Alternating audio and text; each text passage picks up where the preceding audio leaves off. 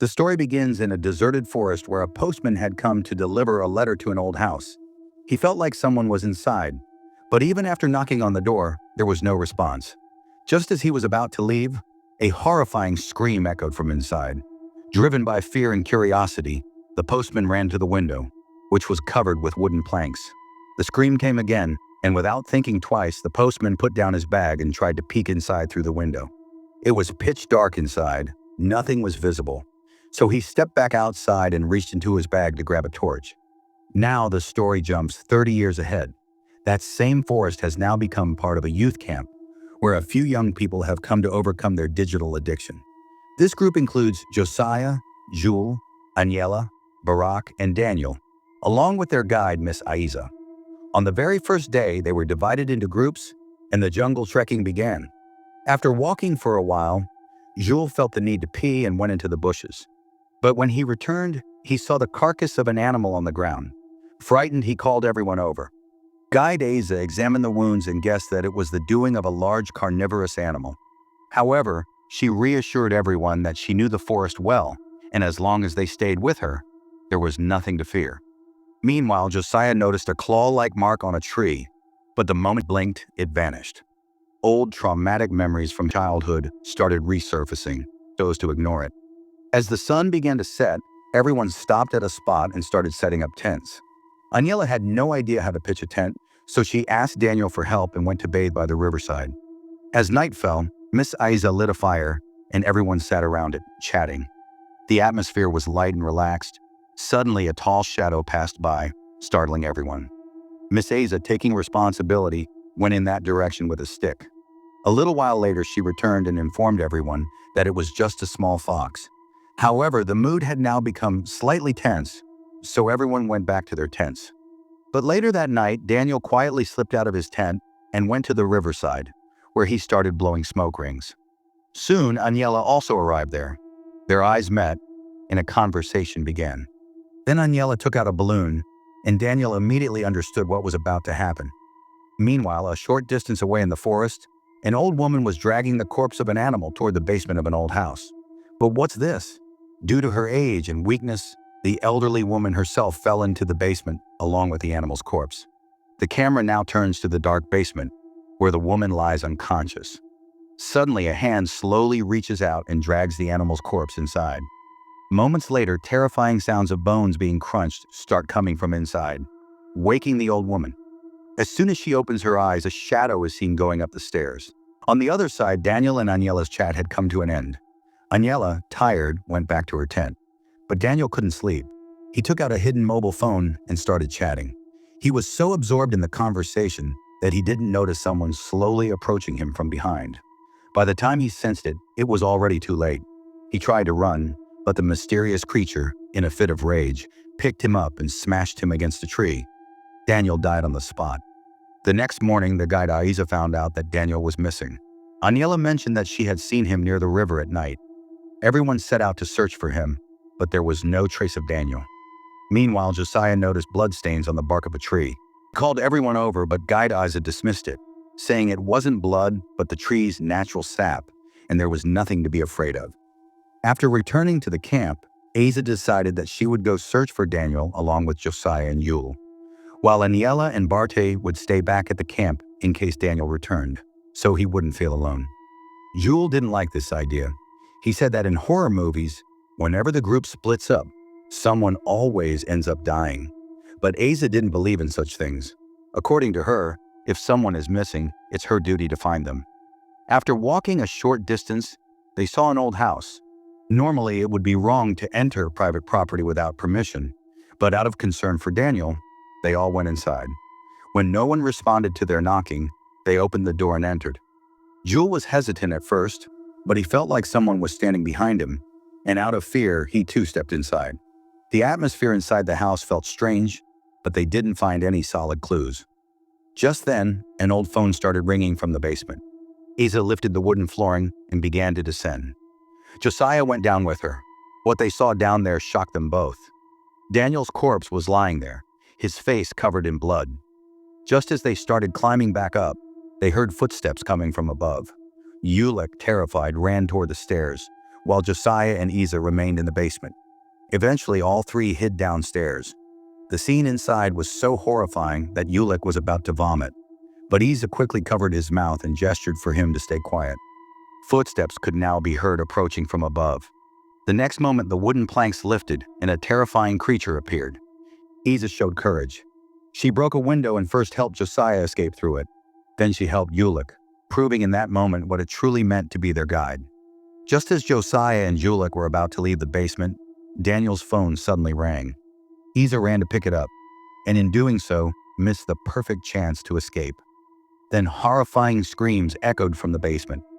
Meanwhile, Barak and Aniela were still sitting near the camp, chatting about life. They had no idea about the chaos Josiah was facing. Suddenly, Barak sensed something strange. When he looked behind him, he was horrified. He ran for his life, but that strange creature grabbed Aniela and hurled her into the bushes. Aniela died on the spot. Barak ran wildly and somehow reached an old church, where he met a priest. In panic, he told the priest everything. But the priest assumed Barak was under the influence of some drug. He said, "Son, there's been a storm here for the past 2 days. Even the mobile towers are down." The priest gave him some water and tried to calm him down. But just then, the church's telephone rang. Barak looked at it, startled. And then everything went dark. When Barak regained consciousness, he found himself tied up with ropes. The priest was now in a completely different, sinister form. There was a strange gleam in his eyes, and his intentions seemed terrifying. Just as he was about to reach Bante, a loud noise echoed outside the church. He became alert and went out to check, only to find that the old wood-cutting machine had turned on by itself. When he went closer to inspect, there was no one in sight. Suddenly, someone came from behind and pushed him into the machine. With the father's screams, his end came swiftly. The machine stopped, and a pair of shoes dangled from the hands of that horrifying creature. Meanwhile, Bartek managed to free himself from the ropes. As soon as he peeked out the window, his face turned pale with fear. He quickly ran and hid inside a nearby cupboard. The next moment, that terrifying creature entered the room. Its nose could seemingly sniff out human scent.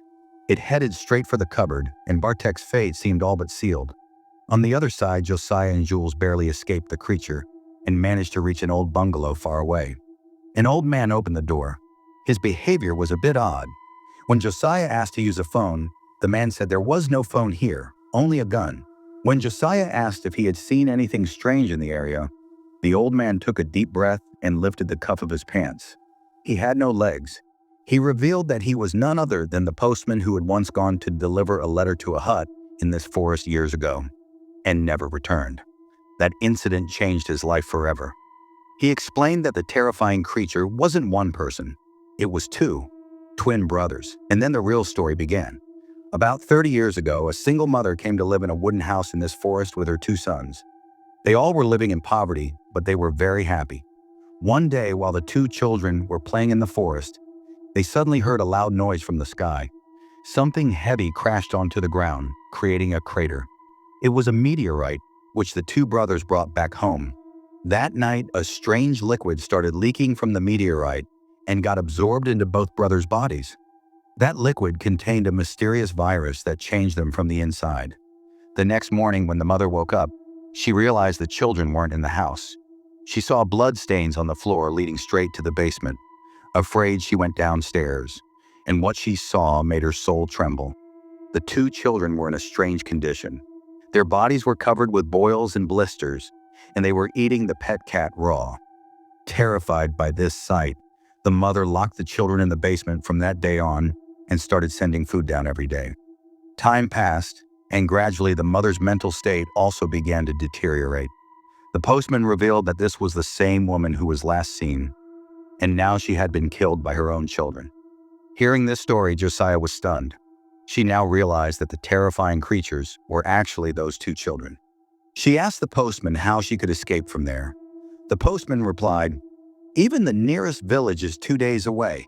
I have weapons and food. It's safer to stay here." But Josiah was no longer willing to stay. She felt that if she faced her fear, maybe something could be done. So she decided to go back to the cabin and retrieve her friend Daniel's mobile phone. Zulik was with her, trembling with fear. But his feelings for Josiah were deeper, so he decided to go along. They both reached the hut. At that moment, the creature was inside. Zulek entered first as bait so that Josiah could sneak in. Josiah was impressed by his bravery and gave him her small knife and a sweet little kiss. Zulek was overjoyed. Perhaps it was the first time a girl had kissed him. He ran outside and started shouting loudly, "Come out! I'm going to teach you a lesson." As soon as he screamed, the terrifying creature came out, and Josiah quickly slipped inside the hut. She managed to find the mobile phone. But just then, the creature returned inside. She started to run in fear, but it was too late. The creature grabbed her by the neck and lifted her into the air.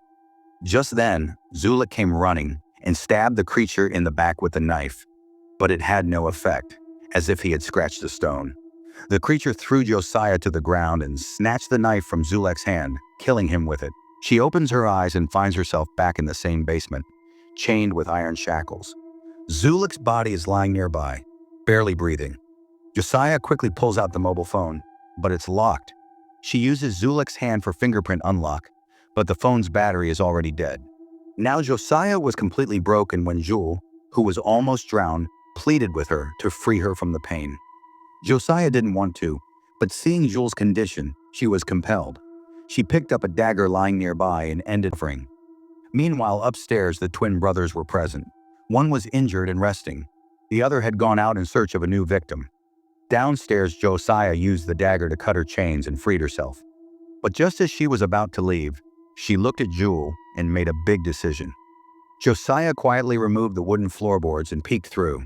The terrifying creature was resting below. Without wasting time, she got out and slowly approached it. She didn't hesitate at all. She went straight up to it and stabbed it in the chest. Then she immediately ran away from there. On the other side, a village policeman was spending time in the forest with a female friend. As soon as the woman left, the policeman started relaxing in his jeep. Suddenly, Josiah came running.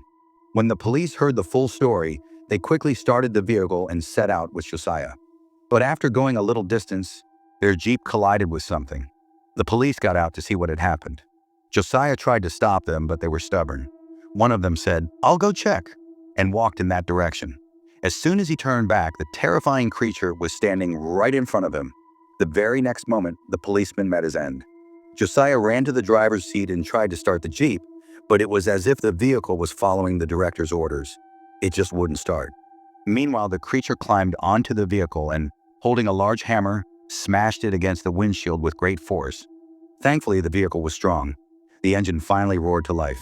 Josiah slammed the accelerator and threw the creature off, but it didn't give up. Josiah put the vehicle in reverse and repeatedly crushed it, and then drove off. At last, she escaped from that terrifying forest. And with this, the story ends here. Subscribe to this channel for more horror stories like this.